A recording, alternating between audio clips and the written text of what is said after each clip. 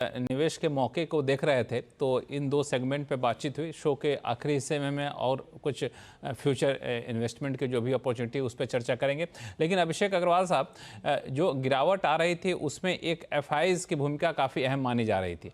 FIIs का देखें तो मैं डेटा देख रहा था, एफआईज ने 1 अक्टूबर से लेकर के अब तक 1,42,000 करोड़ रुपये से ज़्यादा का पैसा इंडियन मार्केट से निकाल चुके हैं। लेकिन डीआईज का भी सपोर्ट उतना ही रहा है। तो मेरा 2 सवाल आपसे है कि एफआईज को निकालने के लिए अभी और गुंजाइश बची हुई है, क्योंकि वो भी पैसा जहां लगा रहे हैं इन्वेस्टमेंट पर्पस से तो लगा नहीं रहे हैं, ट्रेडिंग पर्पस से जा रहे हैं। तो ऐसा तो नहीं कि पूरा खाली कर देंगे, उनको भी एक लिमिट होगी, इससे ज़्यादा नहीं मुझे निकालना, हो गया काफ़ी हो गया। और दूसरा, डीआईएस का सपोर्ट कितना सस्टेनेबल है ऐसे में? सो एफआईएस की जहाँ तक हम बात करें, एक बार मैंने ये चर्चा भी की थी अगेन आपके शो पे कि एफआईएस की जो ओनरशिप है इंडिया के अंदर में अक्रॉस ऑल कंपनीज वो करीबन करीबन 17% है। एंड जो डीआईएस है वो बहुत क्लोज आ गए and I think so now they are sitting between 15 to 16%। और ये उस समय भी मैंने कोट किया था कि मुझे लग रहा है कि अब इस बार डीआई फर्स्ट टाइम अपनी हिस्ट्री में, इंडियन मार्केट की हिस्ट्री में एफआईआई से आगे बढ़ जाएंगे in terms of ownership. So that means A that FI selling would continue because उनका वो ट्रेंड अभी तक मेंटेन्ड है, कुछ भी बदला नहीं है। हम शायद कोट कर रहे हैं अक्टूबर नवंबर की, बट अगर हम लास्ट 6 महीने का ट्रेंड देखें या उससे पहले का देखें, हार्डली को 2-3 महीने की आप बाइंग देख लीजिए, बाकी अक्रॉस सेलिंग है। सो एफआई का कुछ मोमेंटम बदला नहीं है, बल्कि उन्होंने तो एक्सेलरेट कर दिया है अपने सेलिंग को। एंड जब मैं कह रहा हूँ कि 16-17% वो ओन करते हैं, तो क्वांटम वाइज की अगर हम बात करें तो क्वांटम तो काफी है। I would not like to comment कि कितना यहाँ से जा सकता है, बट लेट्स से अगर 2% भी अगर उन्होंने अपनी होल्डिंग को ट्रिम कर दिया तो इम्पैक्ट काफी बड़ा आ सकता है हमारे मार्केट में। डीआई की जहां तक बात कर रहे हैं, एसआईपी के थ्रू हम देख रहे हैं रिकॉर्ड टच 25,000 करोड़ मंथली आ चुकी है, जो I would say is one of the only reason why we just corrected 10%। Otherwise say correction आप 25 से 30% शायद देख लेते, क्योंकि इतनी बड़ी फ्लो थी जो मेंटेन रहेगी। बैलेंसिंग एक्ट रहेगा, बट ये जो गैप है ना बीच में, डीआई एफआई बेच रहे हैं, डीआई ले रहे हैं, उसके बीच में जो मैंने थोड़ी सी मैथ लगाई उसमें करीबन 18,000 करोड़ का जो गैप है, that means the difference between FI selling and DI buying, वो रिटेल ने ली है। सो दैट मींस कि ऐसा नहीं है कि अब ये एकदम परफेक्ट बैलेंस जा रहा है, बल्कि अब ऐसा भी नहीं है कि परफेक्टली डीआई ले रहा है। एंड वो गैप अगर थोड़ी सी भी और चलती रही तो ये ऐसे नहीं संभलेगा मार्केट, और यही रीजन है कि मुझे लग रहा है कि थोड़ी और गुंजाइश है मार्केट को नीचे जाने में, बिकॉज ये जब तक ये जो दोनों तरफ से जो तराजू है वो थोड़े बैलेंस आउट नहीं होंगे, तब तक मार्केट की स्टेबिलिटी नहीं आ सकती। आपने एक बड़ा अच्छा आंकड़ा दिया एफआईज और डीआईएस की हिस्सेदारी को लेकर के। तो जब दोनों बराबर हो जाएंगे तो क्या ये माना जाए कि एक समय ऐसा आ जाएगा कि एफआईज पे उतनी ज़्यादा निर्भरता, एफआईज का निकालना उतनी बड़ी खबर नहीं रह जाएगी?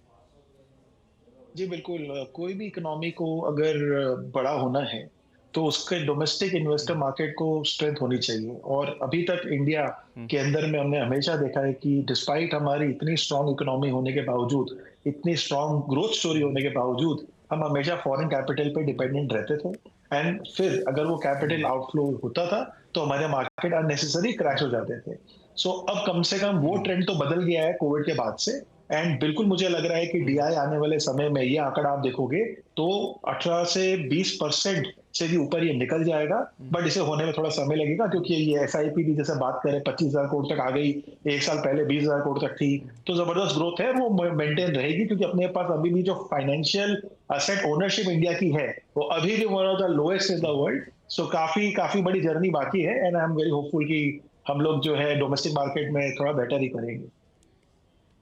अभय अग्रवाल साहब, इस मुद्दे को लेके हमने सरकार के कई लोगों से बातचीत की तो मुझे ये सेंस मिला था कि वो एफआईज के जाने को एक स्थायी प्रक्रिया नहीं मान रहे हैं। वो मान रहे हैं कि एफआईज जा तो रहा है वो, लेकिन छोटे समय के लिए जा रहा है, फिर वापस एफआईज आएंगे या आएंगे, इसमें कहीं कोई दो राय नहीं है। तो आप लोगों का अपना आकलन क्या कहता है, या फिर ऐतिहासिक रूप से देखें, हिस्टोरिकली देखें तो इस तरह के जब एफआईज सेलिंग करते हैं तो वापस बाइंग के मूड में कब आते हैं, क्या माहौल बनता है कि वापस आ जाते हैं?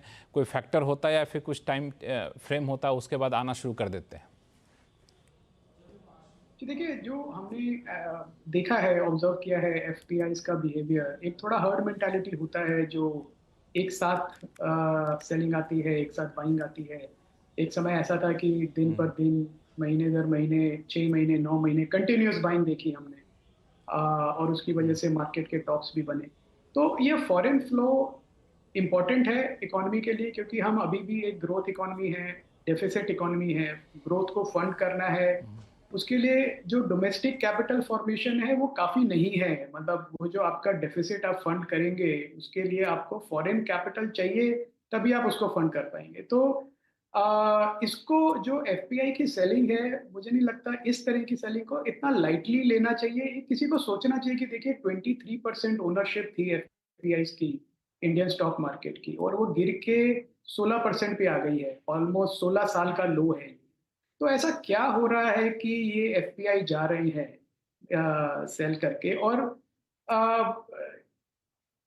आई थिंक सरकार के लेवल पे कुछ तो थिंकिंग होगी कि ये इतना इम्पोर्टेंट सेगमेंट है, आप इसको सिर्फ अगर डीआईआई ले रहे हैं, एफपीआई बेच रहे हैं, तो मार्केट स्टेबल है, इतना गिरा नहीं। ये कोई खुशी की बात नहीं है, मुझे नहीं लगता कि कोई बहुत खुशी की बात है ये, क्योंकि एक समय ऐसा आएगा कि आपको अपना ग्रोथ, इकोनॉमिक ग्रोथ फंड करने के लिए, 8% का जीडीपी ग्रोथ फंड करने के लिए एक्सटर्नल कैपिटल की जरूरत पड़ेगी। तो अब इस एनवायरनमेंट में मुझे लगता है कि स्लो डाउन होगा डेफिनेटली एफपीआई की सेलिंग में, बिकॉज 16% पे आ गए, एक हिस्टोरिकल लो है एक तरह से, जो हमने रिसेंट टाइम्स में दिखा है। तो यहाँ पे स्टेबिलिटी आएगी, पर उनका रिवर्सल कब होगा, फ्लोज का कब वापस आना होगा, वो मुझे लगता है तभी होगा जब हमारी अर्निंग साइकिल जो है वो पिकअप करेगी, और वो मुझे लगता है अभी भी हम 2 क्वार्टर दूर हैं उससे। तो मेरा ये एक्सपेक्टेशन है कि second half of next calendar year 2025 में, सेकेंड हाफ में हम देखेंगे एफपीआई के फ्लोज रिवर्स होते हुए, आते हुए। जब दो चीजें होंगी, एक तो हमारा अर्निंग्स ग्रोथ वापस आएगा, और दूसरा वैल्यूएशंस तब तक जो है हमारे वो और फेवरेबल हो जाएंगे, रूपी स्टेबल हो जाएगा। तो आई थिंक उस वह तब वो समय बनेगा जब एफपीआई के हम फ्लोज, इनवर्ड फ्लोज देखना शुरू करेंगे एक अच्छे अच्छे बड़े मात्रा में।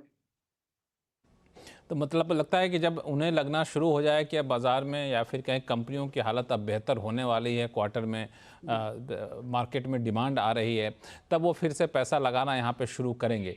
लेकिन इस बीच एक नया कंसर्न, जब तक यूएस का इलेक्शन नहीं हुआ था तो असमंजस की स्थिति थी। जब यूएस इलेक्शन हो गया, डोनाल्ड ट्रंप जीत गए, तो फिर मार्केट को बहुत अच्छा लगा। लेकिन अब लगता है जिस तरह की उनकी रणनीति टर्म 1 में रही है, वो शायद टर्म 2 में रही तो थोड़े से घातक हो सकते हैं। तो वो भी एक चिंता अलग अलग लोग जता रहे हैं। अनु सिंघल साहब, आपसे मैं सवाल पूछूंगा कि ये जो चिंता है डोनाल्ड ट्रंप का आना, उनके नई कैबिनेट का स्वरूप थोड़ा बहुत सामने आता हुआ दिख रहा है, तो ये चिंता बाजार को कितना ज़्यादा सता रहा है? लक्ष्मण जी, पिछली बार जब ट्रम्प प्रेसिडेंट थे, मार्केट में बड़ी रैली आई थी, ठीक है ना। तो आई थिंक ये हमारी मार्केट लक्ष्मण जी, हमारी खुद की पॉलिटिक्स पर जब गिरती है तो उसके बाद बाउंस बैक कर देती है। आपको याद होगा जब वाजपेयी सरकार गई थी, मार्केट ने डाउन सर्किट लगाया था, उसके बाद मार्केट ने क्या शानदार बाउंस बैक दिया था। तो मार्केट अर्निंग्स पे चलती है। ये सब चीज़ें जो हैं, डोनाल्ड ट्रंप, ये हमें बात करने के लिए अच्छा लगता है। नियर टर्म में थोड़े मूव आते हैं, कुछ सेक्टर स्पेसिफिक मूव आ सकते हैं, उसकी वजह से फार्मा पे, आईटी पे, कुछ एक सेक्टर पे, लेकिन मार्केट पे मुझे लगता नहीं कि इसकी वजह से कोई एक रिस्क है। अच्छा, जिस दिन डोनाल्ड ट्रंप की जीत हुई थी उस दिन तो मार्केट ऊपर था, 2 दिन तक मार्केट ऊपर था, सब लोग कह रहे थे कि अब ये बहुत बड़ा पॉजिटिव है मार्केट के लिए। फिर क्या हुआ? तो खैर देखिए, ये सब चीज़ें जो है ना, ये एक्सक्यूजेस बनती हैं, रीजंस बनती हैं, असली कारण नहीं है ये मार्केट के गिरने या चलने का। जसप्रीत जी, डोनाल्ड ट्रंप को आना और उनके जो नीतियां जो कह सकते हैं कि लोग आकलन कर रहे हैं कि शायद ऐसा कर देंगे, वैसा कर देंगे, इन सब की चिंता छोड़ देनी चाहिए?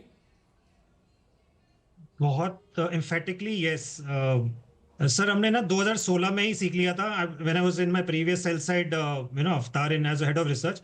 वो 2 से 3 महीना 2016 की बात कर रहा हूँ, एंड डोनाल्ड ट्रंप का जो फियर था वो अलग लेवल में था। उस समय थोड़ा फियर ज्यादा था कि वो आ जाएंगे तो पता नहीं क्या होगा।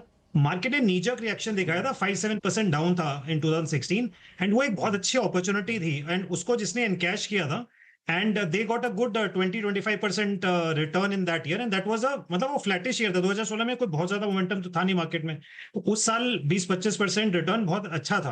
तो मतलब हिस्ट्री हैज टॉट अस बहुत as recent as 8 years back in his previous term, कि थोड़े टाइम के लिए ये सब नॉइज रहती है, but end of the day he is a president, वो जिसको सबको नीतियों को साथ में लेकर मतलब आगे लेके जाना है। एंड डिफरेंस ये है उस समय इंडिया इतना, आई वुड से द वे हम देख रहे हैं, इंडिया इतना बेटर पार्टनर नहीं था यूएस का, एंड चाइना उतना दूर नहीं था, चाइना के साथ उनकी जो रंजिश थी इतनी ज्यादा नहीं थी।